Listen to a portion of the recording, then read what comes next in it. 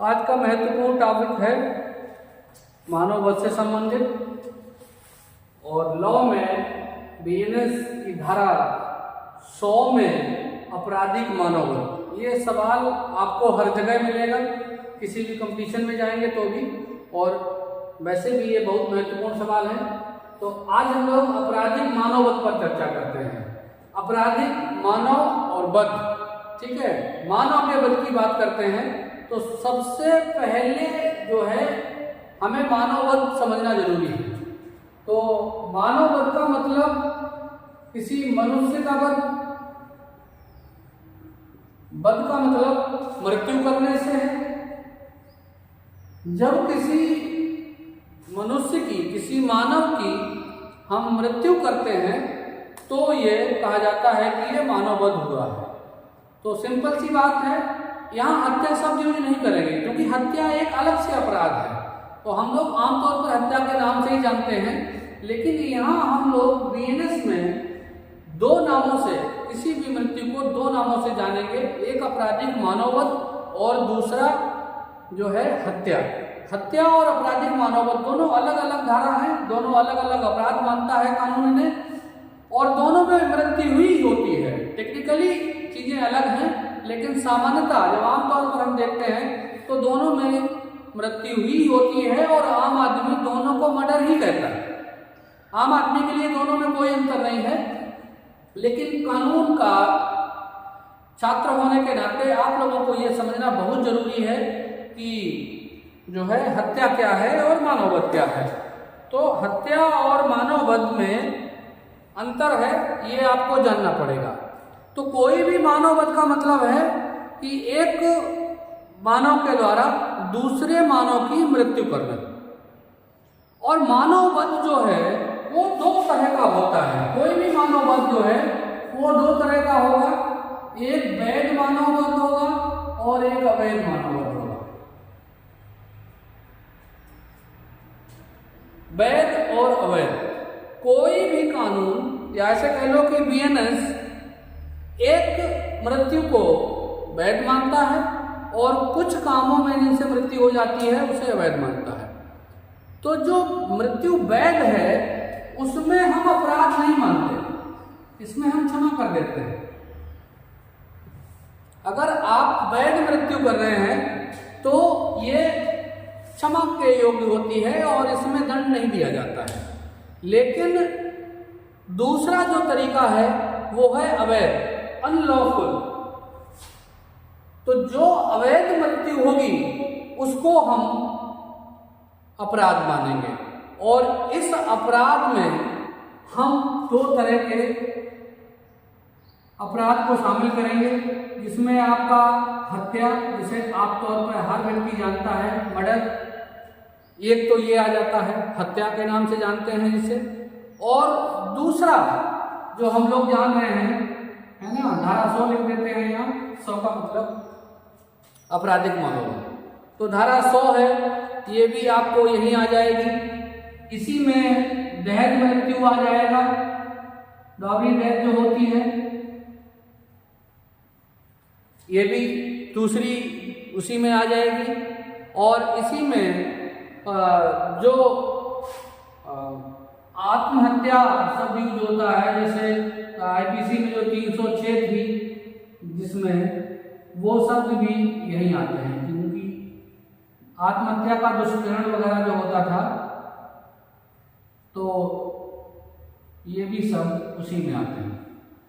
तो कुल मिलाकर नरवध, हत्या, या इसे हम एक तौर पर कह देंगे तो ये नरवध शब्द यूज हो जाता है, मानव वध, ठीक है। तो यहाँ जो व्यक्ति अवैध मृत्यु करेगा, यानी कि जिसकी इजाजत कोई भी कानून नहीं देता, उसको हम दो तरह से पढ़ेंगे, एक हत्या और एक नरवध। नरवध का मतलब यहाँ चाहे आपराधिक मानव वध हो, चाहे दहेज मृत्यु हो, चाहे आत्महत्या का दुष्कर्म वगैरह हो, ये सब उसी धारा में आ जाएंगे। तो ध्यान रखना, यहाँ ये वैध जो मृत्यु है, वैध मानव वध है, ये वही मानव वध है जो हम लोग पढ़ चुके हैं साधारण अपवाद वाले चैप्टर में। तो साधारण अपवाद यानी कि बचाव की दशा में जो भी मृत्यु पीठ हो जाएगी उसको हम वैध मानववध मान लेंगे और क्षमादान दे देंगे। ये आप दूसरे वीडियो में पढ़ चुके हैं जिसमें आपको क्षमा दिया जाता था। और अब हमको पढ़ना है अवैध में। तो अवैध में हत्या बाद में पढ़ेंगे, पहले हम आपराधिक मानववध पर चर्चा करते हैं। तो इसमें सिंपल सा है, ध्यान रखना है आपको, इतना जाना है कि मानववध क्या है। मानववध का मतलब एक मानव के द्वारा किसी दूसरे मानव की मृत्यु कारित किया जाना। तो आपराधिक मानववध में सबसे पहली जो बात है कि आप कोई भी कार्य कर रहे हो वो मृत्यु करने के आशय से होना चाहिए। मृत्यु कारित करने के आशय से, तो जो सबसे जरूरी है वो है आशय।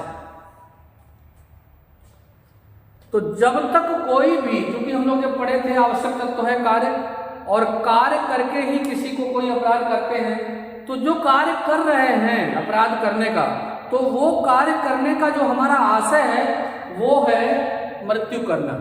अगर मृत्यु करना आशय नहीं है तो फिर वही अपराध होगा जो हम करना चाह रहे थे।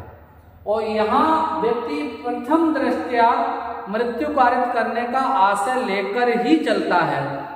तो जब आशय लेकर चलेगा और उसके बाद फिर मृत्यु हो जाएगी तो ये माना जाएगा, अब फिर इन दोनों में से एक माना जाएगा, हत्या या आपराधिक मानववध। तो ये सेम लाइन उसकी पहली है, यहाँ भी है और वहाँ भी है। हत्या में भी जब पढ़ेंगे तो भी यही पहली लाइन पढ़ेंगे, मृत्यु करने के आशय से। लेकिन यहाँ सोचने वाली बात यह है कि आपराधिक मानववध कब होगा? जब आपका आशय कम गंभीर होगा। अगर मृत्यु की उम्मीद कम है आपके कार्य से, औसतन हत्या कर, तब और उसके बाद मर जाता है, तब ये माना जाएगा कि आपराधिक मानववध किया है। आप ऐसा कार्य कर रहे हो जिसमें अगर हम आम भाषा में कहें कि 50-50% चांस है, मर भी सकता है बच भी सकता है, तो मरने और ना मरने के दोनों चांस हैं, तब ये कहा जाता है, और उसके बाद मर जाए तब ये कहा जाएगा कि ये आपराधिक मानववध था। तो यहाँ आशय की उम्मीद 50-50, कमजोर आशय था, मजबूत नहीं था। लेकिन अगर हत्या में हम लोग पढ़ेंगे तो यही लाइन जब पढ़ेंगे तो वहाँ आशय की उम्मीद बहुत मजबूत होगी। आप जो कार्य कर रहे हो उस कार्य से उसका मृत्यु होना निश्चित है, एकदम सर्टेन। तो जब सर्टेन होगा, कोई पट नहीं होगा उसमें, तब अगर कोई व्यक्ति मर जाता है तब हत्या, और अगर उम्मीद कम है, आशय कमजोर है, तो आपराधिक मानववध। इन दोनों में यही अंतर करना आपका बहुत जरूरी है। दूसरा जो आपराधिक मानववध होगा उसका दूसरा जो जरूरी चीज है कि ऐसी शारीरिक क्षति कारित करने के आशय से जिससे मृत्यु संभाव्य हो। तो जो जरूरी है आप उसको ध्यान रखेंगे, ऐसी शारीरिक क्षति करने के आशय से कार्य करेंगे जिसमें मृत्यु संभाव्य हो। हम शॉर्टकट लिख रहे हैं, मृत्यु की संभावना। देखो संभावना शब्द भी 50% वाला ही है, इसमें सत्य नहीं है। जब हत्या पढ़ेंगे तो वहां होना तय होगा, जहां मृत्यु होना निश्चित हो वहां हत्या, और जहां में भी आ जाए वहां आपराधिक मानववध। कार्य एक ही है, लेकिन जहां आपका आशय अगर बहुत मजबूत है, यानी कि आशय जो मन में आपने ठाना वही रिजल्ट पा लेंगे, ऐसा कार्य कर रहे हैं तो हत्या, और अगर आशय कमजोर है तो आपराधिक मानववध। तो आप अगर किसी व्यक्ति को ऐसी शारीरिक क्षति पहुंचाने के लिए कार्य कर रहे हैं जिसमें मृत्यु की संभावना है, भाई 50-50, मर भी सकता है नहीं भी मर सकता है, तो जब ऐसी हालत में होगा तो और उसके बाद भी मर जाए तो फिर ये मृत्यु आपराधिक मानववध मानी जाएगी, हत्या नहीं मानी जाएगी। और जहां उम्मीद बहुत मजबूत होगी वहां हत्या मानी जाएगी। तीसरी जो जरूरी चीज है कि आपको ऐसी जानकारी है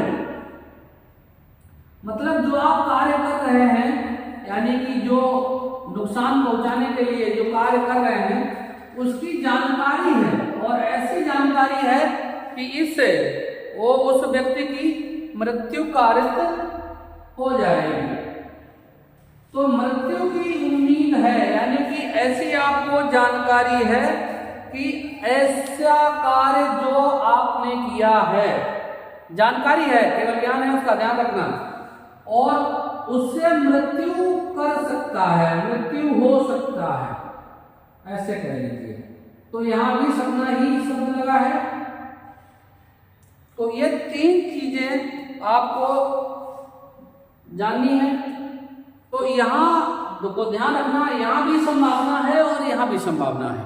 तो जहां संभावना यानी कि आशय आपका अगर कमजोर है, तो उसके बाद भी अगर आपका कार्य किसी की मृत्यु कारित कर देता है, तो उस कार्य को आपराधिक मानववध की श्रेणी में लाएंगे, यानी कि ऐसी मृत्यु को आपराधिक मानववध कहा जाएगा।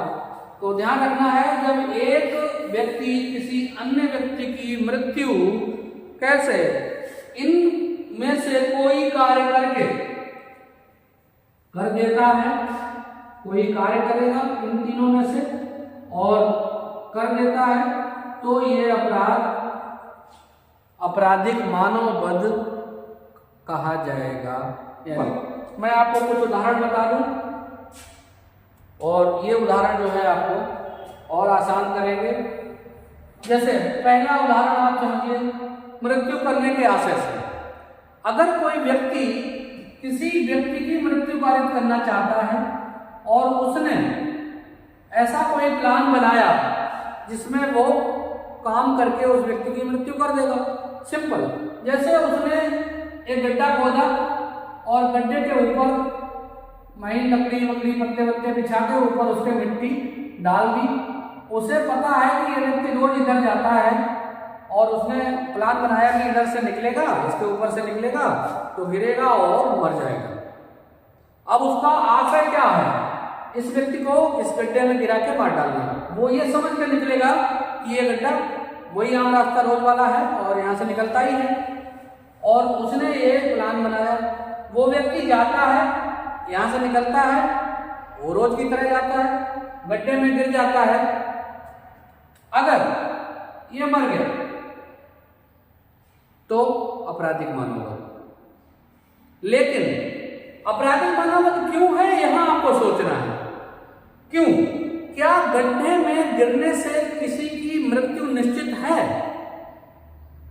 तो हम जवाब पाएंगे मर भी सकता है, नहीं भी, लेकिन सर्टेन नहीं है कि मर जाएगा कोई भी व्यक्ति। क्योंकि पता लगा 2 मंजिल से लोग गिर जाते हैं, नहीं मरते हैं, गड्ढा तो आके 10-5 फुट का खोदेगा कोई, तो ये तय नहीं है कि ये मर जाएगा। लेकिन मर गया तो आपराधिक मानववध इसलिए है क्योंकि आपका आशय उसको मार डालने का था। अगर आशय मार डालने का नहीं होता तो ये अपराध नहीं होता। तो आशय के ऊपर डिपेंड करेगा कि ये अपराध है। अब यही हम हत्या को अगर थोड़ा सा समझ लें, हत्या में ये आशय बहुत मजबूत होता है। अब अंतर यह है कि जैसे हमने इसमें है ना सांप छोड़ दिए, भाला लगा दिए और जहरीली कोई चीजें बिछा दी, जहरीली गैस बंद कर दी, स्प्रिंग गन लगा दी, ऐसी कोई चीजें इसमें हमने बंद कर दी कि जैसे ही ये व्यक्ति इसमें गिरेगा और वो उस चीज की वजह से जो हमने निश्चित की थी कि इससे वो व्यक्ति हरार में मर जाएगा, और उस व्यक्ति के वजह से वो व्यक्ति गिरने से नहीं, उन चीजों की वजह से मर गया, तो वो निश्चित था क्योंकि हमने इसीलिए वहां रखा था कि वो मर जाएगा। तो मर सकता है और मर जाएगा, इन दोनों में अंतर करेंगे।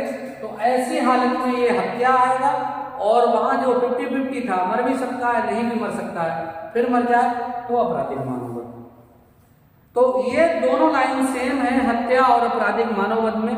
यहां आपको ध्यान रखना है कि क्या अंतर है। फिर दूसरी बात, ऐसी कोई शारीरिक क्षति पहुंचा रहे हैं जिससे मृत्यु की संभावना है। जैसे एक व्यक्ति एक झाड़ी के पीछे है और झाड़ी के पीछे आप ये समझ रहे हैं कि इधर कोई शिकार है जिसका आप शिकार करने गए, जैसे मुर्गा है, कोई जंगली जानवर है, आप इधर से निशाना लगाते हैं बंदूक का, तो आपको पता है कि अगर बंदूक से इधर हम मारेंगे तो जो भी चीज है वो मर जाएगी। आप चाहे जंगली जानवर पर निशाना लगाइए, लेकिन ये नहीं जानते हैं कि इधर कोई आदमी है। तो आप जो निशाना लगा रहे हैं, जो गोली चला रहे हैं, उससे ये निश्चित नहीं है कि जो आदमी इधर है, आपको जानकारी भी नहीं है, उसको गोली लग जाएगी। तो अगर ऐसे में गोली लगी, चाहे भले कोई जानता हो आपके साथ वाला कि इधर व्यक्ति है, लेकिन जो चूंकि आपको ये दिख नहीं रहा है, तो दिख नहीं रहा है तो ये हत्या नहीं है। अगर आप देख कर निशाना लगाएंगे और चूंकि फिर वो 100% है कि मर जाएगा, बंदूक की गोली से मर जाएगा, लेकिन यहाँ गोली लगना 100% नहीं है, तो इसलिए ये आपराधिक मानववाद है। अगर यही गोली किसी को देखकर आप चलाते हैं, निशाना लगाकर चलाते हैं मार डालने के आशय से, तो गोली लगे या ना लगे तो हत्या का ही अपराध होगा। चाहे वो हत्या अगर लग गई, मर गया तो हत्या, और नहीं मरा, बच गया या गोली नहीं लगी तो भी हत्या का प्रयास माना जाता है। ये ध्यान रखना, गोली लगना जरूरी नहीं है, आपका आशय क्या था उस पर डिपेंड करता है। तो यहाँ जब आशय आपका मजबूत नहीं है तब आपराधिक मानववध है, इतना ध्यान रखना है। और जब आपको किसी, अब यही दूसरी तरफ देख लो, जब इस व्यक्ति को मार डालने का आशय ही नहीं है और ये व्यक्ति यहाँ है भी नहीं, लेकिन जब आपने गोली चलाई तो कोई व्यक्ति अचानक यहाँ आ गया, तो ये फिर उधर बचाव में चला जाएगा, फिर ये दुर्घटना की श्रेणी में आ जाएगा। इसके साथ आपको जो लिखना है, इसमें इसके आपको स्पष्टीकरण मिल जाएंगे। सिंपल सा है, जानकारी की बात करते हैं स्पष्टीकरण में। जैसे एक व्यक्ति कोई किसी रोग आदि से बीमार है, किसी कोई बीमारी है, मिस्टर ए को कोई बीमारी है, और इस बात की जानकारी अगर किसी को है, और यानी ऐसी कोई जानकारी है कि अगर ये व्यक्ति इस बीमारी से ग्रसित है और अगर इसे इतनी चोट पहुंचाई जाए, इतना अगर ये कार्य कर दिया जाए, तो ये व्यक्ति इस कार्य के करने से मर जाएगा उस बीमारी के कारण। सामान्यतः नहीं मरता कोई, सामान्य व्यक्ति नहीं मरेगा, लेकिन वो बीमार है वजह से इसलिए मर जाएगा। और वो व्यक्ति अगर उस बात को जानते हुए और वो कार्य करता है और उसके कार्य से व्यक्ति अगर मर जाता है तो ये आपराधिक मानववध है। और अगर यही व्यक्ति आशय के साथ करता है तो ये हत्या है, और अगर नहीं जानता है तो वो आमतौर पर जो अपराध होता वो है। ये 2-3 अंतर रहेंगे, इसमें ध्यान रखना है। अगर किसी को मान लो, जैसे अगर अभी आपका हार्ट अटैक का ऑपरेशन हुआ है, आपका ऑपरेशन हुआ है और कोई व्यक्ति ये जानता है कि अगर इसको यहाँ मुक्का मार दिया जाए तो ये मर जाएगा, और वो व्यक्ति इस बात को भूल गया, उसका आशय नहीं था मारने का, लेकिन धोखे में उसका हाथ वहां लग गया या धोखे पे उस पर थोड़ी चोट लग गई, मुक्का लग गया, व्यक्ति मर गया, तो ये हत्या नहीं है क्योंकि उसका मारने का आशय नहीं था, तो ये आपराधिक मानववध है। लेकिन जब वो जानता है कि मुक्का मारने से मर जाएगा और फिर उसने वहां मुक्का मारा जानबूझ के, तो ये हत्या है।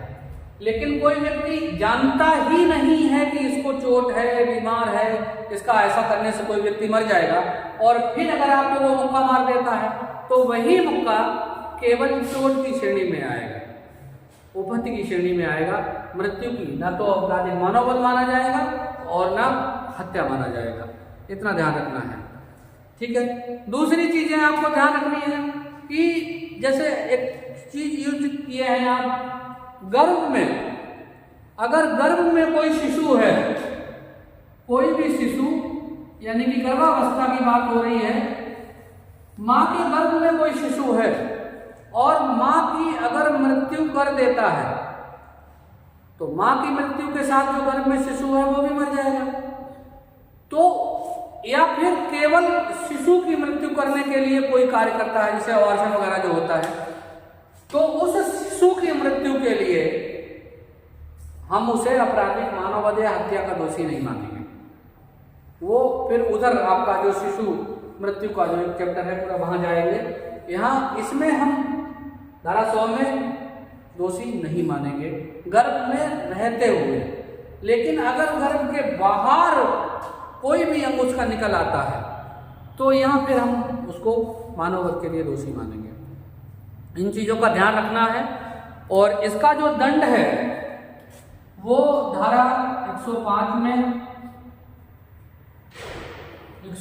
में आपराधिक मानववध का दंड है।